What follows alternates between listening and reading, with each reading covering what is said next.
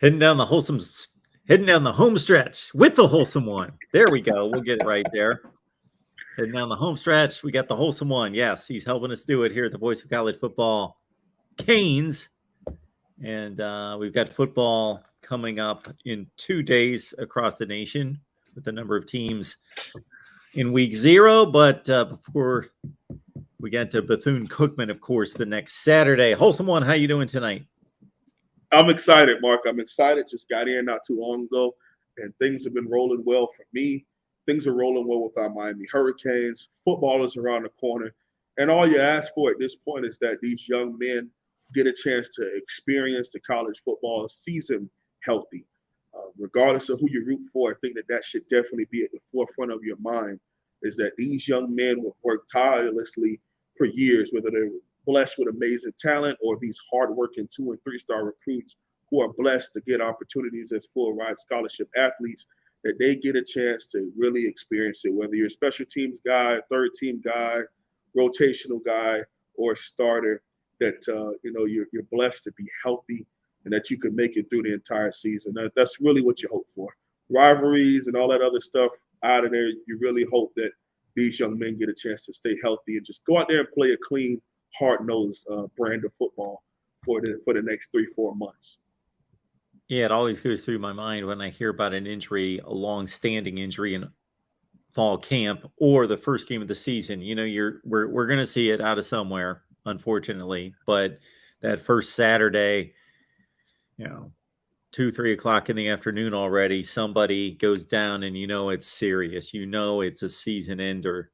And I think automatically, and I know you got to think more even specifically than I do. I just go back to, okay, when was the last time they were able to play a football game? Well, it's been 8 or 9 months ago. And since then, they've been lifting weights every day, watching film, working out with their team, doing all the things to prepare themselves, practice, individual workouts, all of it to work up to this point in one play.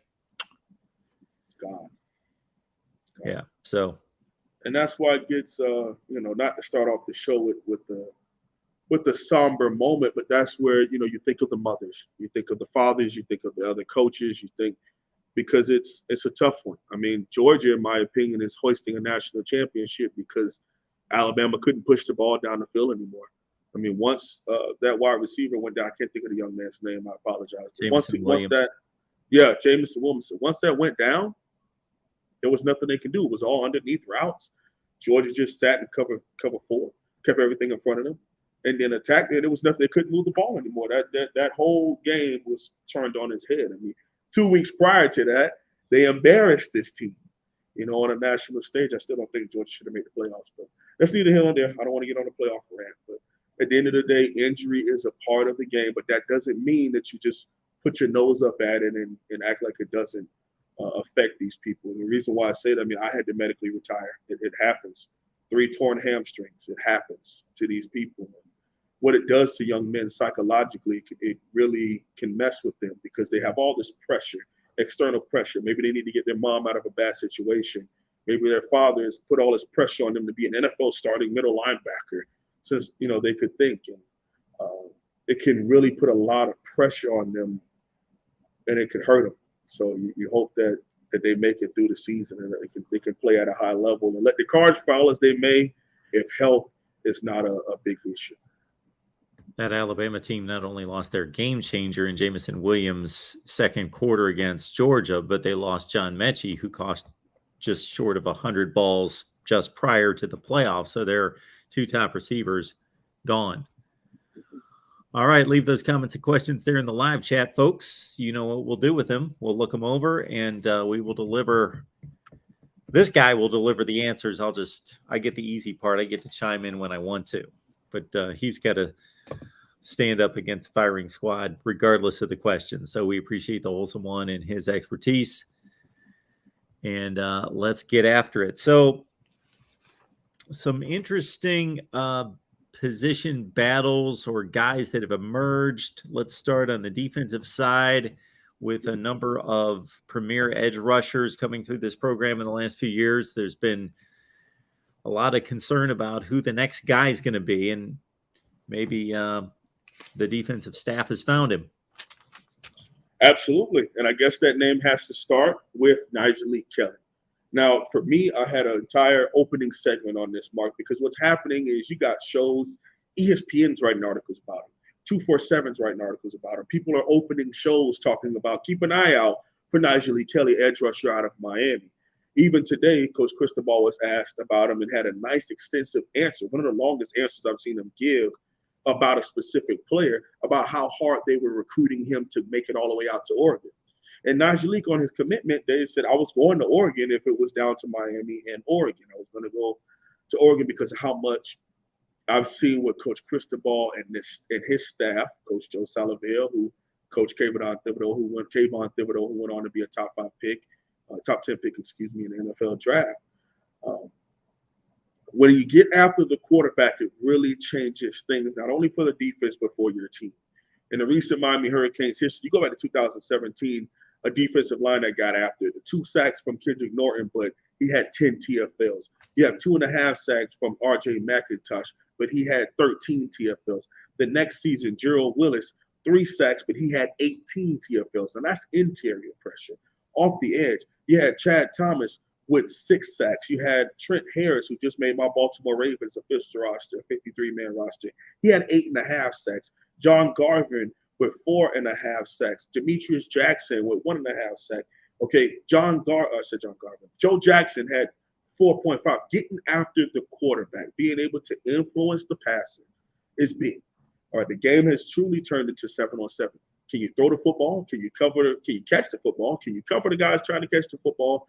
Can you block for the people who's trying to throw the football? And can you rush the throw up front? Now, recently, Miami has had to do that with blitzing the last season. But you go back to 2020, we were able to get after the quarterback with Jalen Phillips and Quincy Roche.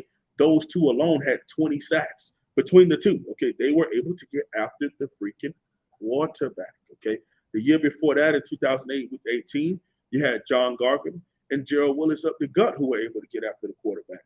And, this back and forth, we were able to affect the quarterback. Now, a lot of people have gotten to the point where you blitz. If you can't get it done with down 4 or 3 down, you blitz. But now the quarterback understands, hey, if you show your hand, I know where to go with the football. I know the hot route. I know the now route, and just get the ball out. So you have to be able to really get to the quarterback with your 4-down traditional lineman. Because that's how the best way to be able to keep the other people in coverage, your linebackers, your safeties, and your corners, to be able to get them back and in coverage, you have to be able to get after the quarterback up front with the 4. And Nigel has been turning heads, flying off the edge. And the only thing I say, Mark, is I'm happy for him. I want this to be a reality. I want him to be able to get after the quarterback. Now, when it comes to people that cover the University of Miami, the people that look at the University of Miami and critique us, don't now throw some unwanted pressure on the young man. You can have the hype, but allow him to go out there and prove it to you. Don't turn around now at the end of the season and say he only gets 5 or 6 sacks and say, that's not freshman All-American worthy. Well, he didn't come out and say he was a freshman All-American. You did. That's not his fault that you decided to throw all this unwanted pressure on him and create your own narrative to then either turn around and say that I was right about him or turn around and say that he's not good. So I like to allow the young man to go out there and show me. Give me a baseline. Show me what you can do. Now, let's say you go to the first 3 or 4 games and you're going crazy, and then we don't hear from you again until week 10, then I feel like there's rounds to attack or critique or think that he's not living up to a standard. But to go based off what's just happening on Green Tree practice field and think he's a freshman All-American, I personally think that's unwanted and unfair pressure to put on a freshman. But again, at the end of the day, if he wants to be a pro, and if he truly is a top 10 in his position in the world, like in the country, like he was coming out of high school, he has to get used to this pressure. So I see both sides of the argument. And I think he will live up to his own expectations, and him and his team will go out there and play hard. But not just Nigel Kelly coming off of the edge. Turning heads is UCLA transfer Mitchell Agude. Now, Mitchell Agude never really surpassed, I think he only had 3 or 4 sacks each season at UCLA. But he happened to be playing 4-eye technique, which is inside shade of the tackle. He was also playing a little 3 technique. Like he was more of a 3-4 hand in the dirt down line. Now he gets a chance to come to University of Miami in our multiple scheme, where we have guys that are bigger and stronger, to where he doesn't have to do that. Because his own words today was, I'm used to being the biggest and strongest on the defensive line, so I had to play multiple positions to help stop the run. Well, here he can earn the ability to rush the passer based on what he does on first and second downs coming off of the edge on the weak side for Miami. It's his first time in his career where he gets to be a primary edge rusher off of the weak side, where he could just get after the ball and get after the quarterback on key passing downs. The key to the University of Miami's success, Mark, and the key to success in college football has shown. Show me who has one of the best, if not the best offensive line. Show me who has one of, if not the best defensive line. And of course, your receivers and your quarterback and that nature. But usually, if you have one of those two, if not both of them, you're in conversation for a championship. I'm not saying Miami is in that conversation just yet, but if that has shown to be the reason why Miami is in the conversation for an ACC championship, and because you could say the last time we had the best D-line in our conference, we made the ACC championship game. Now we ran into Clemson, which is a better program, but that's what it is. If you have the best offensive line and defensive line, you are usually in conversation for championship football. It's the Wholesome One here to answer your questions and comments here at the Voice of College Football. We come your way every Thursday at 8 Eastern, so get on back here next Thursday, and we will get you set for week 1 against Bethune-Cookman, of course, and drop the comments and, of course, show your appreciation by hitting the like button. The Super Chat's available to you as well. Wholesome One, before we get to the next topic on the docket, why don't we pick off a question here, because James Scott would like to know if any particular wide receivers have stepped up in the last month. Okay, in the last month, I would say there's been some ups and downs. There's been some ups and downs and inconsistencies in the words of our head coach, Coach MarkRogersTV. Big ups and downs. We've had days where guys like Frank Latson and Keyshawn Smith have really shown true to be pure X's and be able to go out and high point the football and be a consistent attacker of the defense, deep, underneath, curl, whatever you need. And then there's been days where they've been shut out. There's been days where Brashard Smith has been making plays. There's been days where he's had the dropsies. There's been days where any of the wide receivers have shown some flashes, whether it's being individual drills or in 7-on-7, and then they get to the 11-on-11 periods and they're not showing up. It's just that simple. We have been very inconsistent at the wide receiver position. Now, there could be a couple of things to that, Mark. It could be maybe we're grinding them harder than they have ever been squeezed before, meaning the pressure, the high tempo, the demanding of the high effort is a bit much for a position that's usually known as prima donnas and wide receiver.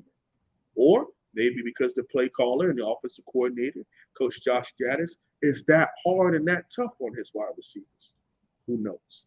But the reports all out of camp and the reports from other players, again, there was talks of this being it's been overdone and over talked about. Well, I don't know about that, Mark, because for Coach Cristobal to bring it up, Coach Josh Gaddis to bring it up, TBD to bring it up, Xavier Restrepo to bring it up, all these different people talk about this, and it gives us cause to pause. Now, what I'm hoping is we get to Bethune-Cookman, we start playing football, and we get a complete 180, and we start going to play football, and we catching the football at wide receiver.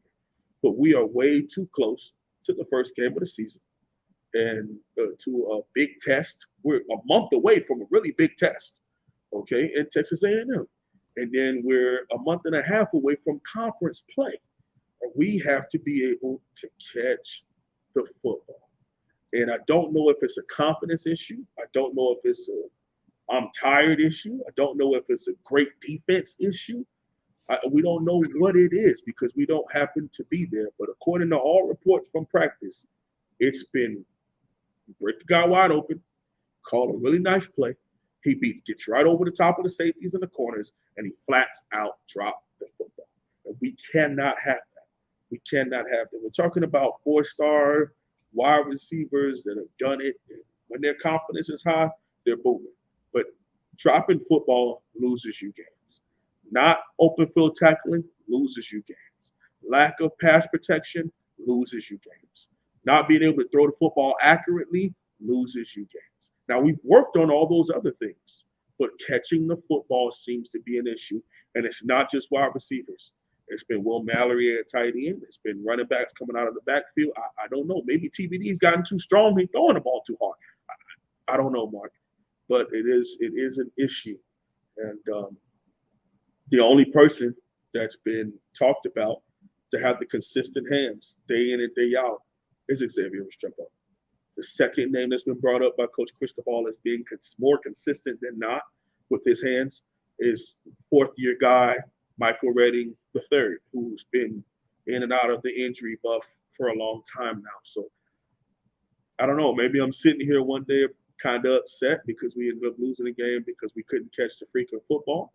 Or maybe we're sitting here talking about how the wide receivers have turned the corner and boom, we're taking off throwing the football. So both assets of the game have to be clicking. Okay, we've got pass protection, at least up until now, until we start playing, fixed. One of the best offensive line coaches is our head coach.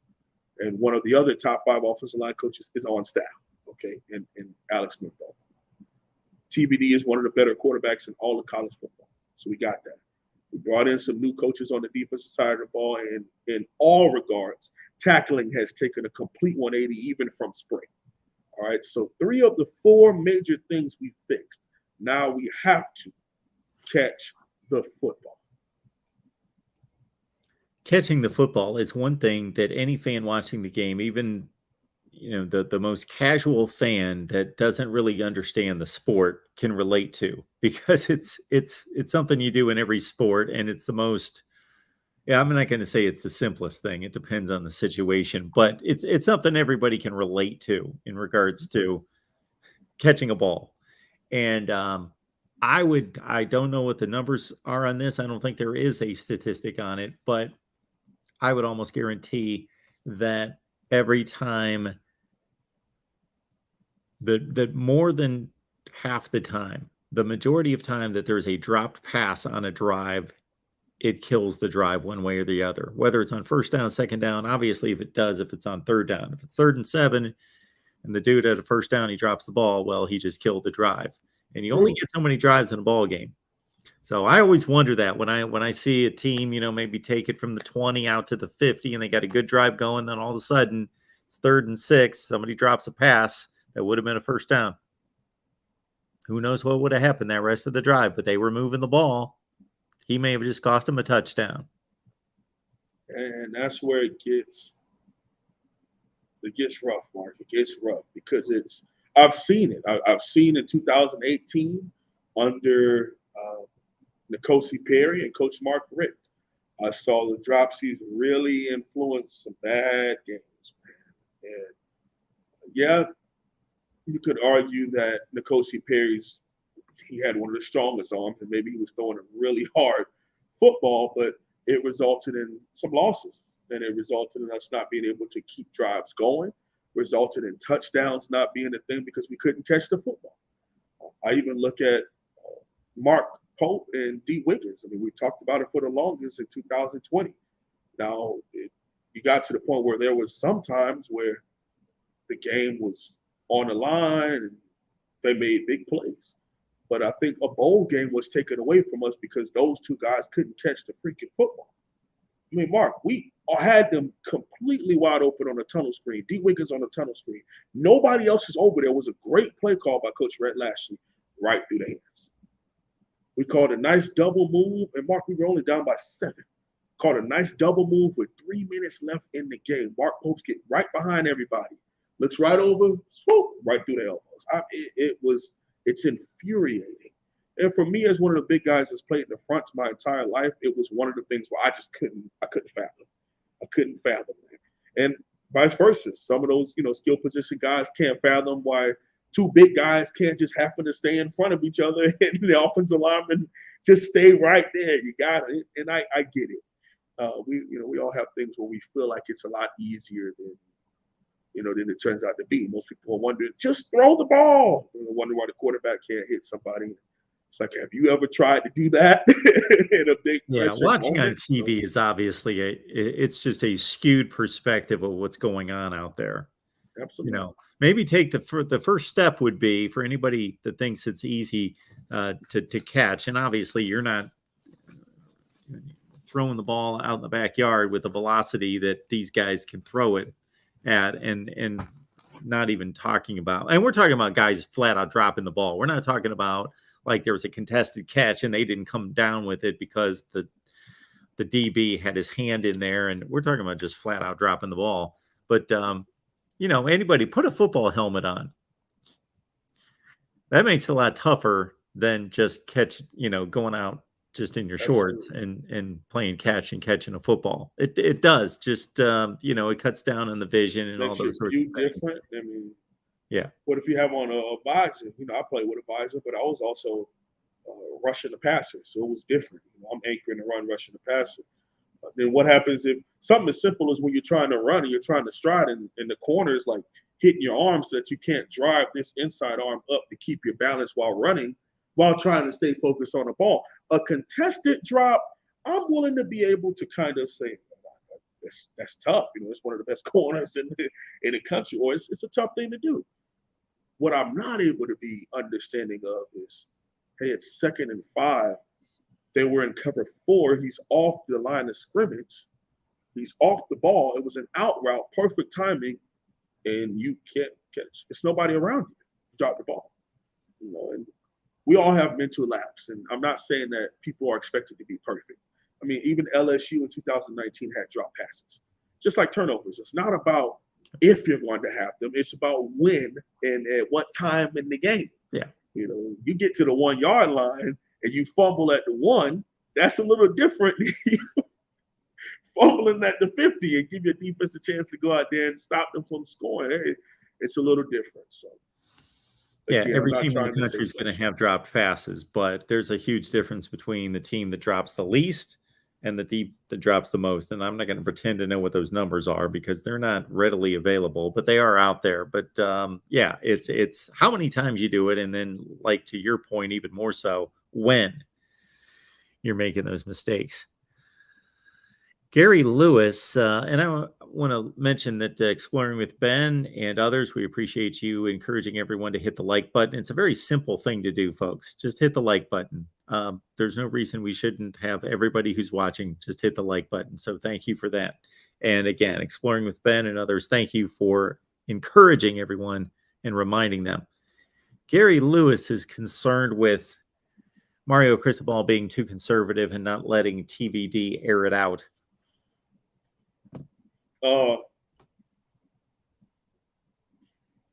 I think you're well within your right to feel that way. The last time we saw Coach Mario Cristobal with an elite quarterback and Justin Herbert, he's turned into somebody that none of us thought we would ever see. He's a top 5 quarterback in the National Football League. Coming out of college football, he was not that. He was an RPO, dive quarterback. He was basically Cam Newton with long hair and could run people over. That's who he was. He gets to the Chargers. You come to find out, he surprised me. And again, Coach Cristobal has talked about this.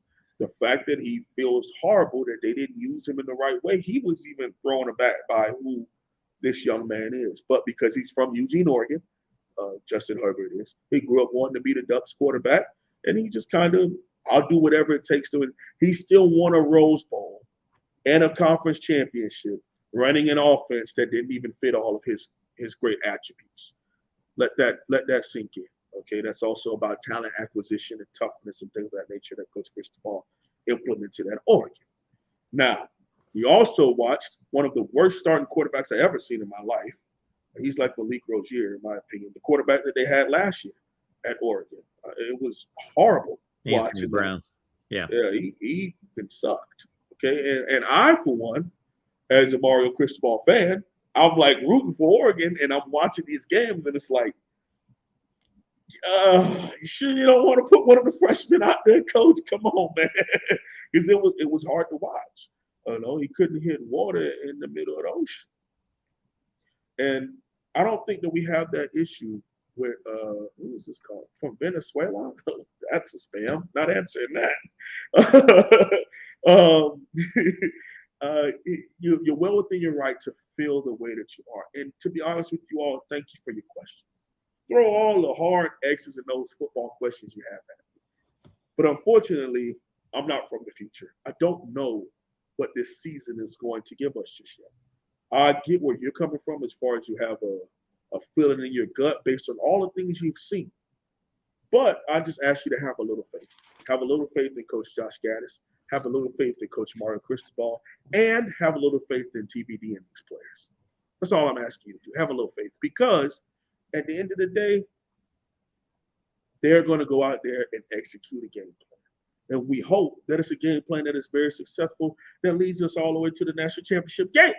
But we won't know until it happens, until we line up and see what kind of offense this really is, see what kind of defense this really is. We do not know. If we're taking all of the previous information given to us right now, we're going to be a run-heavy team, blow people off the football, heavy play action, get behind you, and put the ball up in the air and hope the wide receivers catch it. If you take Coach Josh Gaddis at Michigan, if you take Coach Mario Cristobal at Oregon and put those two things together, that's what you're going to get. But they also know they have a top 5 quarterback. Why not put him in position to prove he is that? If that means we come out in pistol instead of I formation and diving right at our people all day long, we come out a little bit more pistol, a little bit more shotgun and spread the ball out, we will see. But again, I will not judge this team until halftime of Texas A&M and what was the product I've seen up until then. Because you could just line up and be kind of vanilla and bland for the next 3 weeks and be all right. But that 4th week, you're going to line up against a team that's bigger than you and is going to think you're not that good. You got to prove it to them. Okay, so I'm going to wait until then in order to judge them. I do not know what's going to happen, but I do believe you're well within your right to have your questions about why Coach Cristobal won't let TVD just stand back there and let her fly. Based on what I saw out of Justin Herbert at Oregon, I thought when he was selected, I believe 6th in the first round of the NFL draft, I thought it was a classic example at the time of a team reaching because they needed a quarterback and they were reaching too far. And I thought he might be okay, but I just don't see it. And then boom. Yep. And that's why I say, Mark, you never know. You genuinely never know. These things happen every now and again. Okay. Even with our Miami Hurricanes, you look at 2020, I didn't know Mike Harley was going to go off and have a historical season like that. I didn't expect him to be that good. He's a slot backup. Turned out to be the leading receiver on the team. I didn't think KJ Osborne was going to do so great in the Miami Hurricanes uniform. He took off. I didn't know Rambo was going to have statistically the best Miami Hurricane season in wide receiver history at Miami. He did. These young men and these people get opportunities, and sometimes they go out there and maximize them, and sometimes they don't reach the mark. And sometimes you're for sure like, oh, this guy's a first rounder. I have no questions about it. He's undrafted free agent. There's other times where you're like, that guy isn't that good. He's the 31st overall pick. It's what happens, man. And that's why we love this sport, Mark. That's why we love this sport. Because it's not done virtually. It's not done on paper. It's done in between the white lines all across the country by people of different races, ethnic groups, sizes, and shapes. And at the end of the day, you got to go out there and get it done in a 60-minute increment. Hot dog. That's right. That is right. Bobby Groves, appreciate you being here. That would be Bobby Graves. Thanks for being here. Appreciate the super chat. TBD will need to throw dimes this year to our receivers because Rambo and Harley helped TBD. I see Mallory and Arroyo getting reps. Thank you for the donation. I think some pretty obvious statements. But yeah, I could see Mallory and Arroyo getting play at tight end too. But I'm just messing with you. You're right. TVD is going to have to find new people in this wide receiving core to step up. Now, that means he has to find 2, 3, 4 people that he can trust to be in the right place. I mean, Aaron Rodgers is going through that same situation right now. Okay, his number one, Devontae Adams, decided to leave because Aaron Rodgers is a butthole and nobody likes him, and that's good. Leave him. But now you have Christian Watson, you have a bunch of other guys from knockoffs from other teams like Sammy Watkins that have come down and put on the green and gold as Packers, and they have to step up. Something has to show up out of this. And the same thing we're seeing at Miami. People have to show up. And I think it also comes from a confidence issue, Mark. A lot of people can do things when their confidence is high and everything is going well and everything seems beautiful. All right, and people are patting you on the back and slapping you on the behind. How are you going to rebound if you're having a little bit of a dropsy situation? What are you going to do if you happen to you miss a key block and the running back gets popped? How do you get your confidence back to go out there and play the next down? All right, so that's what we're looking for at wide receiver, man. I know it's not an easy task. I'm not pretending that it is. But you got to go out there and prove it. I have faith in our Miami Hurricanes fans. Those young men's families have faith in them, okay? Let's go out there and make plays. And make plays when it matters. We've shown that we can do it. Just do it on a consistent basis and lift one another up. We should be all right. You ran down the emergence of Nigel Kelly at edge rusher, and you're intrigued by a battle at one of the linebacker spots. Yes, I am. Last year, I've been very critical of this young man in Corey Flack Jr., number 11 from Miami. I think he's more of a group of 5 kind of guy, but he's shown and gained the respect of not only this staff but a bunch of his players. And it's not necessarily a size thing. It's just the last couple of seasons I've watched him out there, in coverage, it's been a rough one. But he's been able to just be a inside linebacker in our multiple scheme, and he has impressed Coach Kevin Steele and Coach Charlie Strong, and mainly because of his IQ and his effort and he wants to be good. Now, there's plenty of people who want to be good. Hell, Mark, I want to be 6'5". I'm not, okay?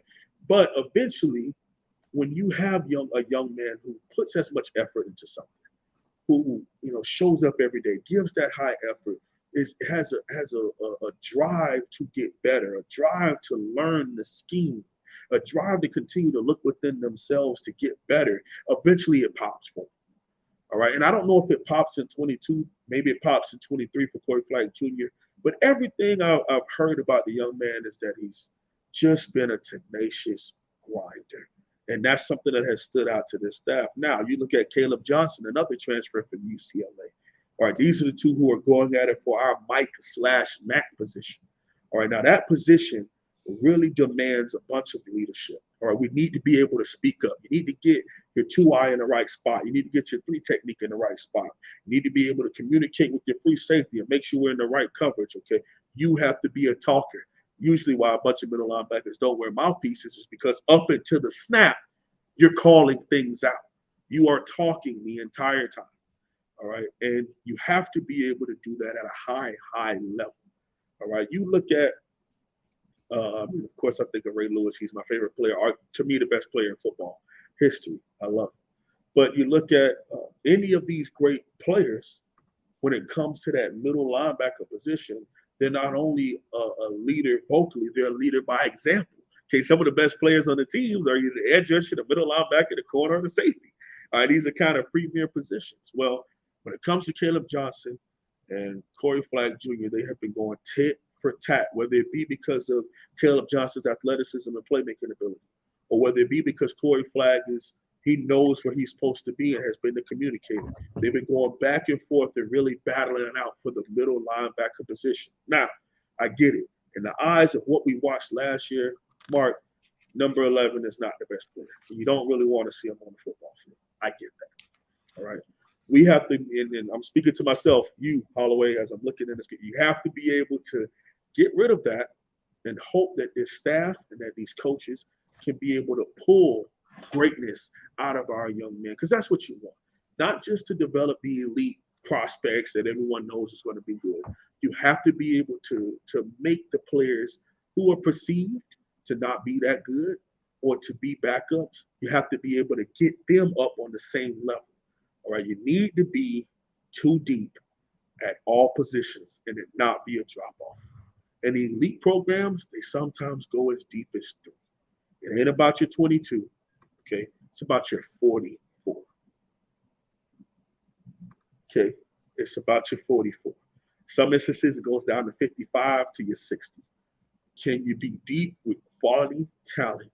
And can you throw them out there and it not be a big drop off? And again, you got to remember, these linebackers were coached by a guy that's no longer here. I'm going to just leave it at that. I'm rooting for them, and I'm hoping that they stay healthy and they keep pushing one another. But like I said, 2 big battles, guys. Nigel Lee Kelly and Mitchell Agude. And on the inside, at the Mike/Mac position, Corey Flagg Jr., a guy who led this team in tackles last year, being coached under previous staff.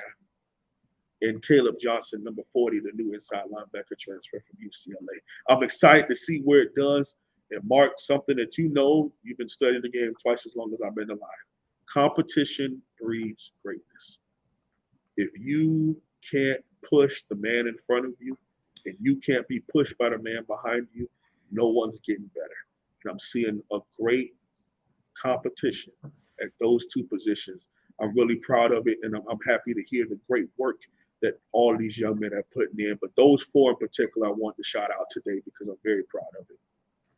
I think that's one of the major benefits to recruiting at a high level. Obviously, the number one is the obvious. You want the best players on the field. That's obvious. Right. Number 2, the best players usually draw the best players, either by direct communication and saying, hey, we got something going here, and they bring other great players with them, or just by great players saying, hey, they got something going on there. I want to be part of it. But the point that you're bringing up is, just think about this, folks. Let's say you got a wide receiver room where you got one guy who's so much better than everybody else. He's a 5-star, and then you got a lot of 3-stars. Well, he's a 5-star. He's got that much talent. He's been evaluated that way. And unless he has the discipline of a grown man and the discipline, the mindset that I want to be great and I'm going to do everything I can, that's rare. That's rare to self-motivate to that degree, as opposed to, oh, we recruit at this level and we got like 4 or 5 of these dudes. Well, then you have to bust your tail, because who cares if you're a 5-star or a high 4-star? You got 4 or 5 other of these dudes, and if you're not at your best, you can't slack off and still be the best wide receiver in the room. You're going to be missing reps. That goes in life, Mark. When it comes to the Miami Hurricanes YouTube thing, I'll bring it home for me. You look at, I talk about I used to say the best content when it comes to this year, and came off really cocky, and I'm really glad I don't do that anymore. Even though I felt like that, you still want to be respectful of the other people who cover the program also. So I do apologize for that. I was young. But now I talk about bringing great quality content. Why? Because it's a respectful way to refer to what I do. But there's also 30, 40 other people who cover this program on this same platform. Well, guess what? We all listen to each other. We all watch and talk about the same kind of stuff. Well, if you are the only person, and I could go live whenever I want to. I don't have to go live today. I don't have to talk about the kid. You will be left behind. It's about competition. I mean, there's a reason why, Mark, in your eyes, you look at ESPN, you look at 247 Sports, all these places that cover the sport that you love. You want to be on their level, if not exceeding their level. Imagine if people came to you instead of watch College Game Day. Imagine if people came to you for your review of the game of the week, as opposed to tuning into College Football Live on weekdays at 5 p.m. That's the kind of stuff that we want to be. And it's called greatness. And the reason why you chase after it is not about pulling the other person down to uplift you. It's about a consistent strive to be the best. And there's nothing wrong with it. As long as you keep it in respect. Now, I don't respect people who turn it into disrespecting other people or down talking other people or trying to chop at their heels to uplift yourself. But being confident in what you bring to the table and continuously working on what you do, that to me is just life. And that's us as humans from beginning of time. You know, there's a hierarchy, and all of us want to be on top, and everybody can't be number one. And that's the beautiful part of competition. What you just said just plays into a phrase that I throw out there all the time. I introduce the video or go on live and I say best discussion, debate, and analysis. But I don't say, oh, we have the best discussion, debate, and analysis. My next line is, that's our aim, that's our goal, that's our mission. That doesn't mean we just assume that we're the best and we are the best. I never claim that we achieve that or any particular day that we're the best. Just that's the goal and that's what we're striving for. I'll let the folks out there be the judge. Absolutely. I mean, I'm at work earlier yesterday, Mark, on campus, walking campus, looking at one of the TVs, and they're talking about Nick Saban when getting this big extension, and they're debating on whether he's the GOAT or not. And I'm sitting there wondering myself, you think Nick Saban gives a good goddamn about if he think he's the greatest or not? Opinions, it doesn't matter. You're wasting your time and energy if you're worried about trying to promote yourself as opposed to uplift and putting in the work for them to give them something to talk about, you know? And that really resonated with me. I'm like, he'll probably have a family member or somebody text him about this, but he's worried about winning a championship. He's worried about getting through this next practice as healthy as possible and helping everybody get better. That's what he's worried about. And that's what the greats do. Now, I will say, now this is just conjecture. I have no idea. We'll just have to see how the generations in the future respond, because we're looking at a generation of coaches that didn't grow up in social media.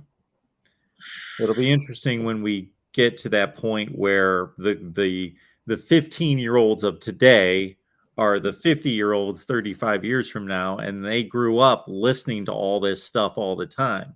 You know, Nick Saban, he didn't listen to that day in, day out. Now, I'm not saying that those guys that are successful 30 years from now are going to be caught up in that.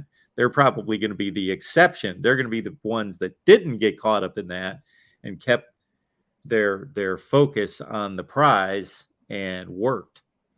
I mean, it's also a tough thing. You know, we always have a segment here where we talk the last 10, 15 minutes about college football as a whole. But one thing I'm very nervous about in the thing I want the most in life to help others is I'm pretty nervous about the fact that some coaches will never be considered good or great because they just didn't win championships or enough. You talk about somebody that may win upwards of 8. I think he's going for his 8th one now. He may win 10 before he's done with it. So you're saying someone who doesn't win at least 5 isn't even in conversation. You know, Kirby Smart, which I still think it's a fraudulent championship or whatever, he has 1. Coach Jimbo Fisher has had 1, never went back to the dance. Okay, Coach Ed Orgeron has 1. 2 years later, he doesn't even have a job. Okay, so you just don't know, and you hope that these people are still viewed, and maybe by their fan bases, they'll always be lowercase g gods. You know, Kirby Smart will always be the guy that brought him back and got him that championship. You know, even though there was talks of years of him and Mark Richt having the exact same record if you looked at their first 4 seasons, just saying. But it's a tough one, you know. So if you don't go on this 4-game stretch where you don't lose a home game for 4 straight years, you're not even in conversation. And then, you know, again, these talk shows and debate shows, if you look at them through the entertainment lens, they can be entertaining. But some of them really tarnish and attack people, and it's not cool. It's not cool on any levels, in my opinion. You know, the slander that some of these people have to just endure and try not to even say nothing about and keep going. I don't know if I'll be able to do it, Mark. I might be the one that'll say something to one of these reporters one day. I hope not.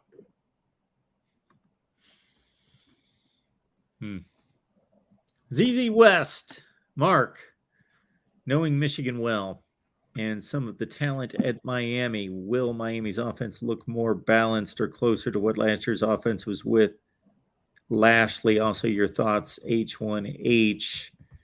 We've taken this on quite a few times, if I'm following this, just in regards to Josh Gaddis, obviously being the offensive coordinator, and like you allude to there, Azizi running the Michigan deal. So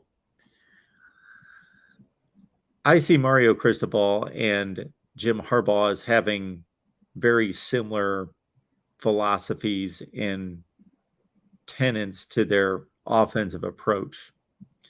Harbaugh probably even more traditional because while Mario prides himself on offensive line play and a running game inside the tackles primarily, but a running game just in general, Harbaugh would love to do it with a tight end and with a fullback, and has, he's phased it out somewhat, but they still carry fullbacks. And of course, say up until last season, I think they were one of the only ones that still had full scholarship fullbacks. Yes. Like multiple, 2 or 3 on the roster. So it's the same mentality of we want to be physical, we want to run the ball, and we want to establish it, but out of a different approach, different sets, using different personnel. Now you bring in Gaddis, and I'll tell you what I saw out of Michigan football last year was, and I'm going to credit Josh Gaddis for this, is they ran plays that I haven't seen them run, which came off of that having that Hassan Haskins run it 25 to 28 times a game. They used a lot of motion where you'll see the same play with a lot of window dressing around it, but it's just a dive up the middle. Yep. And you think, well, that's all they're doing, but no, that third or fourth time they run it, they will pop it, do a little pop pass to the wide receiver coming through the formation after that was just window dressing for the first 5 times, but then they'll give it to them and they'll do some interesting stuff with the guys in space. So I saw that out of Michigan last year. I think when you go off of Coach Josh Gaddis, I mean, I root for Michigan in a couple games, mainly the Ohio game. Root for them big time or not. It's always a good day to see them lose. Why? Why are you rooting for Michigan? What do you mean? Why would you be rooting for Michigan in any game? Number 2, why root for them in that game? Number 1, they're a college football blue blood. It's kind of cool to watch them play. I said that just to mess with you, honestly. But second off, I was elated seeing Michigan State win that game because I really love Coach Mel Tucker. I love that dude, man. I love the way he coaches. I love the way it kind of, even when he beat Miami down in the fourth quarter, it hurt. But I've been a fan of him for years. Been following him since his days at Georgia as a DC. He was really good coach, man. But yeah, I root against everybody who plays Ohio. So, just to break it to you. You never really lined it up like that. I'm not. I'm still not understanding why the target on the scarlet and gray. Well, here's the thing. There was this game that happened about 15, 17 years ago. 20 years ago. And, I just can't let it go. So ever since then, we kind of don't like each other and like to see you lose. Okay. I don't think Ohio State fans have any thoughts about Miami one way or the other. I'm just messing with you, but I don't care. Yeah. I didn't think so. I thought this would have come up at some point. I thought you were going to read through that. I mean, we've been doing this for my years. next thing, I was kind of on the border there for a while, and I was like, this is a new one. No, I mean, Chase Young. I've known Chase Young for years. He used to train at Fort Lauderdale. We used to have the same trainer in Wow. 2017 on the Nice. defensive line. I know Chase Young personally. Nice. My oldest brothers played against Joey Bosa, when we were at American Senior High School, and he was at uh, St. Thomas Aquinas. So, and Larry Johnson is the best defensive line coach in college football, something I strive to be. Why would I not want to watch him and his team? So, nah, man, I just wanted to mess with you when it came to that. I When was it came to wondering the where that came Michigan, from. you Because my should have next saw the line was look going on to your be they face. didn't officiate the game. They didn't have anything to do with it. That was going to be my next line. Yeah, I know. Nah, man. But we a bunch of Miami fans still hold that against Oh, them. yeah. I for a long time did, but I realized that I was um, using energy that no one cared about. It doesn't bother them no mind if I like them or hate them. One, two. I'm taking away a good brand of football to sit down and appreciate what I'm watching and hope that Miami plays that way eventually one day. But again, the position I played and the position that that really jumps off the screen is defensive line. So I couldn't hate them because they put out what I would love to be doing is an edge rush factory. They just roll them out. But anywho, the Michigan thing. Coach Josh Gaddis at Michigan, I believe, was not. I don't want to use that term because that could be derogatory by nature. I'll say this: he was hampered by what Coach Harbaugh wanted done. Okay, and at the end of the day, he produced him and gave him the best offensive line in college football. He had one of the best and deepest running back rooms in college football, and he leaned into that. And that's why all I'm asking is at Miami, lean into having one of the best quarterbacks in college football, and let's put some motivation into this wide receiver core and get them going and allow them to go 3-4 wide. Let this offensive line pass protect, leave a back end or put a tight end in, and let's attack teams and let's run up the score. That's my whole viewpoint on the whole Josh Gaddis offense thing. And again, run the ball when need be. Hell, run the ball at will. But if it gets to the point where we've had 3 straight 3-and-outs because we're trying to own the line of scrimmage and it's not working, we need to be able to go to something else and not go to something else because the defense is dictating to us. We need to be able to do either or on any down. Okay. If it's 1st and 10, we should still be able to throw a deep comeback and a bomb, just like we can if it's 3rd and 18 and we're passing the ball. You have to be able to allow yourself to dictate to the other team. Now, we've stopped the run, so now they have to pass the ball. We lead right into their hands and throw an interception because they knew where we wanted to go with the football. We have to be able to, on any given down, call whatever play. Now, it's going to take time to get to that point, but that's what you strive for.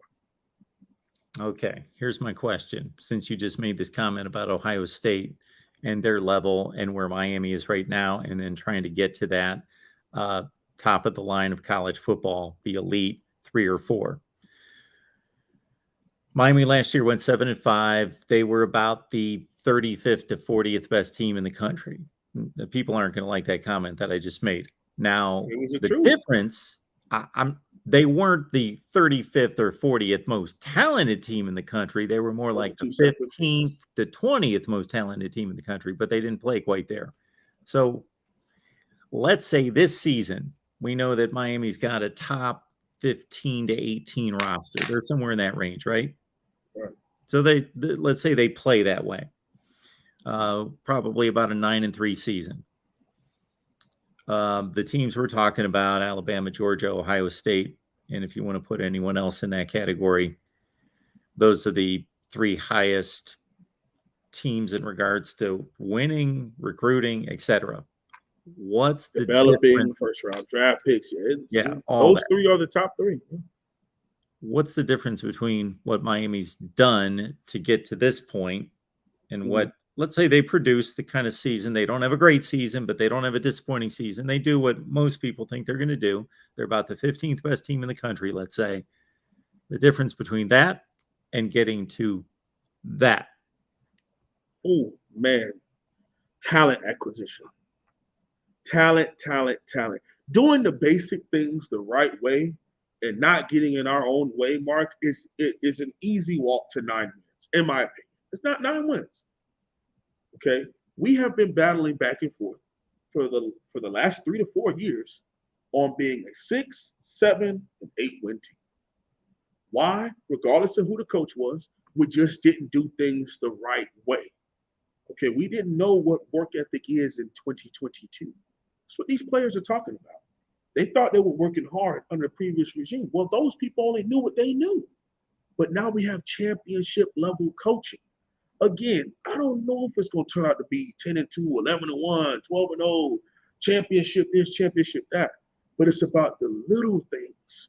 Are we doing the little things the absolute right way? Do we know where we need to be at all times? Okay. Do we know that we need to hang at the hash mark and not get drifted by a quarterback and they throw a little skinny route and Corey Couch is in the wrong spot and 4th and 14 happens because we stepped one place out the right spot and an open window was right there and they threw the ball and it was a perfect catch on 4th and 14. Okay. Or do we understand how to communicate in pass protection to where our quarterback doesn't get hurt? Do we understand how we're supposed to communicate in the secondary and pass certain people off? Just the main things. Open field tackling, catching the football when it's thrown to you, whether you play offense or defense. Okay, getting 11 men to the football, stripping at a ball that's when you see a secure tackle and you're the second or third man to the ball, punching at the ball to get it out of there. Just those little things we weren't doing enough, Mark, on a consistent level. And to me, with the talent, even the roster that we had pre all these transfers, okay, if you do that right, that's 8 wins, 8, 9 wins. Now, having having an elite staff, having an elite roster, having an elite quarterback, having elite backups, and then really good threes. That's when you start to talk about those guys on a whole different level. Because what they're doing is they're competing elite against elite in practice, and iron is sharpening iron. And then they're taking each other from the 5-star, 80 overall levels that they already have and making each other 90s. And the guys behind them who walked in at 70s and 78s, almost 80s, now they're in the new 80s and 85s. And now you got these where you're elite and elite and elite and elite, and you're stacking on top of each other. And not just when, okay, you're stacking all this stuff on top of each other, and then a young man quits on his team 2 weeks before the first game because he can't handle the competition. Or a young man decides, I want to be a starter, I'm out of here. You talk about those elite programs, you rarely see the transfers out. Bama's recently had it as of late, but for a long time, those young men will go there and sit on the bench for 3-4 years because guess what? Whenever it's their turn, they're going to be an elite player and they're going to be a first or second round draft pick. And that's what these teams at the highest level do. And it's not about who the coordinators are. It's about who the head man is and who the strength and conditioning coach. Those two major hires, if you follow any elite program, those two hires are top tier. Doesn't matter what offensive scheme we're running, doesn't matter what kind of defensive scheme we're running. We're going to bring in the talent, and the talent is going to shake hands with me first as the head man, and then they're going to shake hands with the strength and conditioning and nutrition staff. And that's who they're going to spend 80 to 90% of their time with anyway. And they're going to make them elite, and then they're going to hand us these high talented 4- and 5-star recruits in some of the best shape that we can have them. And then now it's our job to teach them football and teach them how we want them to play and how we want them to put their hand placement and foot placement and follow through hips and all that kind of stuff. And then we go out there and we kick the other teams behind and we critique what you did wrong, and you be able to take constructive criticism. And you do it all over again the next day. And if you can continue to do that, then you'll build an elite program, Mark. And it sounds easy from me just reiterating it, but you have to be able to have the finances to do that kind of stuff, the buy-in from your administration. You got to have teachers and school that's on board with having these young men on campus, with working together. If you see something, you contact me and we help get it handled. You know, not attacking our young men and making our young men feel uncomfortable for being on campus because they're athletes. Okay, an administration that wants these young men here because they're great players. Not, oh, we care about academics. I don't know if you can get the test scores to get in here. All that kind of stuff, which is why you usually see public schools do so much better than private schools. It's because their agendas are usually different. But those are just some of the things that in my study of these elite programs, they have it in lockstep. And they want to be great. And they do everything required to get further and further and further and further and higher and higher. Even after winning, they try to create an even bigger gap between them and the nearest person. Not just, hey, as soon as we won a ball game. Oh, we got it. It's over. No. Oh, we won a natty. It's over. No. That's not how the game is coached and played now. It's a continuous strive every year. Nothing you've done in the past matters. It's what you're doing right now and what we're going to do in the future. I got one more question if you've got the time before I got to scoot. And before that, Muhammad, thank you so much for the super chat contribution. Appreciate that. Love the show, guys. Appreciate what you do. Go Kings. Thanks, Muhammad. I'm going to ask this because you kind of likened the drop passes on the offensive side to the missed tackles on the defensive side. Again, it's something that even the average fan that doesn't know a whole lot of what's going on can see easily. Okay. With missed tackles, I think most fans get upset because they see that as an effort play. As, okay, if you missed the tackle, you didn't want it enough. How much of that do you think is true versus what you've seen out of this team in recent years, missing tackles, and it being, there is a skill to tackling. It has to be practiced, and you have to know how to tackle. And you have to be used to tackling, not just, okay, we practiced in 3/4 speed, and now all of a sudden, man, I got an LSU running back, coming downfield, and you know the deal better than anyone watching right now. So just in terms of the skill versus the effort factor in good tackling. I will say effort does play a part. Effort does play a part. But you got to make up in your mind that this guy's going down. It's just that simple. I mean, when you've done it or you're trying to teach it, it's two different things. Okay, you got all these different kind of techniques, Mark. You got alligator roll. You have near hip, near shoulder. Okay, you have going through the guy or wrapping them up and using your momentum to bring them down. You got different ones. You got hit sticks. You have ankle biting. Now, see, the difference between all these different techniques, it's not that either one is good and the other one is bad. It's about being able to use them at the right moment. Okay, just like blocking techniques or covering techniques. Okay, the trail technique at cornerback is what it sounds like. Okay, you're behind the receiver, you're conserving energy, you're right behind them, you're waiting to see them react to the football, and now when they react, you rake through the hands. You don't do that at every single. Why I don't step to the side and let them, okay, run forward. Okay, now we're gonna run behind them. Okay, all reaction. That's not how that works. All right, but some coaches teach it that way. You see what happens. Just like doctors, lawyers, parents. There's good and there's bad and all. All right. Here's where I want to get with this. Tackling is a mindset. Tackling does have effort a part of it. The best thing that you can do when it comes to tackling is help your brother on that football field. It's 11 of us. It's only one person with the football. If one person can make 11 people miss, either Derrick Henry and or Reggie Bush has come back to college football. That doesn't happen enough. But at least if we can get 3 or 4 to the ball, I don't expect defensive tackles to run all the way over. You still got to play the next down. They're 6'6", 320. It's different. But if I'm a skill position guy, which means the other 7 people on the football field, if we can get 3 or 4 of the nearest people to the football to surround them and help bring them down to the ground, some people call it gang tackling. Some people call it team tackling. Some people call it effort tackling. All these different coaching guru things that come up.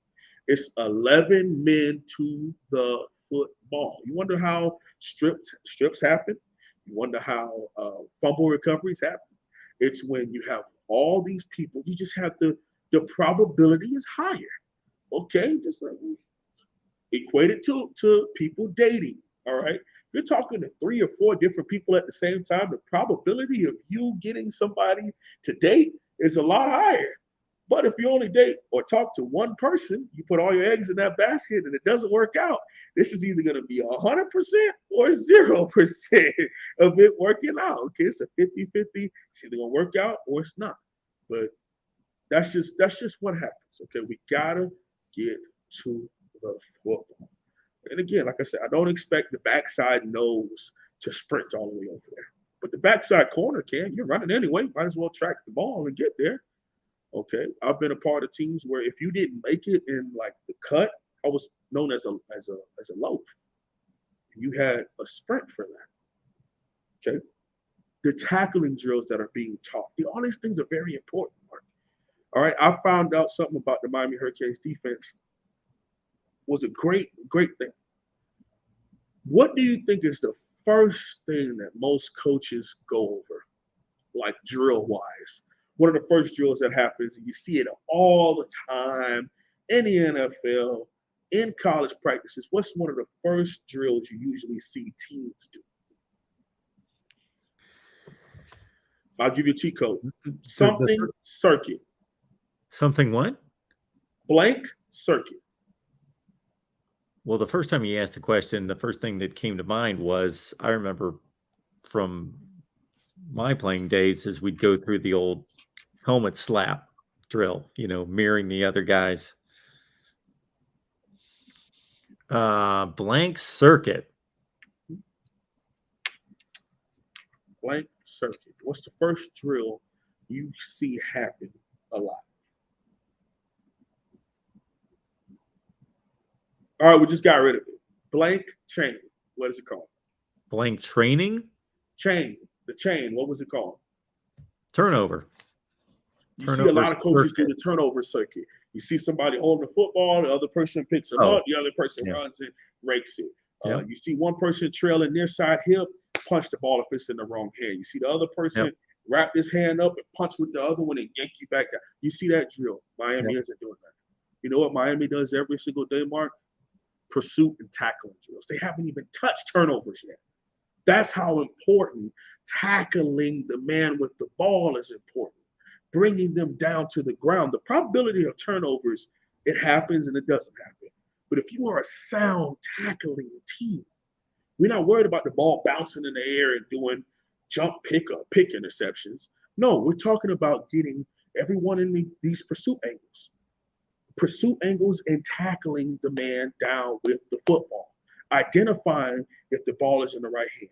Identifying near side, near hip. Identifying pursuit angles. Identifying that there is a 12th man that's on the football field with you. It's called the sideline. So if all of us are pursuing at certain angles and you already see them starting to drift, make sure you still stay in your pursuit because they could cut back. Okay, don't slack off because you're the cutback person. They could cut back in. Make sure they run all the way out of bounds. Don't hit them out of there, but it's just those little things that you're teaching. And that's the bringing people down, rallying to the football mark. And I think that, to me, not just Texas A&M, not just UNC, not just Pittsburgh, not just Clemson, every single game, if we can be a sound tackling defense, that to me is the biggest difference between us being 8-4 and disappointing, 9-3 and being, we could have, or 10-2, 11-1, and resurging back into college football in the top tier. It's being sound tacklers of the man with the football. And if we can get that person down, if you could tackle somebody one-on-one in today's game, you're a bad man. You're a bad man. But you know what the better thing would be? My brother missed. I was already in pursuit. Smack him. Boom. He's already on the ground. Instead of us depending on one person to make the play and the rest of us aren't pursuing to the football. So that's my rant for today. Let's rally to the football. Let's bring them down to the ground. We have to make sure that we do that. And I'm, again, hoping and praying for a healthy year of college football. These young men deserve it. They put in so much work and effort, regardless of what uniform color you put on, what logo you put on. I'm really hoping that you're able to make it through this season healthy. God willing, man, God willing. I love it. Get on over to the Wholesome Ones channel right here on YouTube, Wholesome One Holloway right here on YouTube. And next week we will preview week 1 So get here next Thursday night, 8 o'clock Eastern. Wholesome One. Have a great weekend, and we will see you soon. Thank you all. God bless. Have a good day. Go Canes.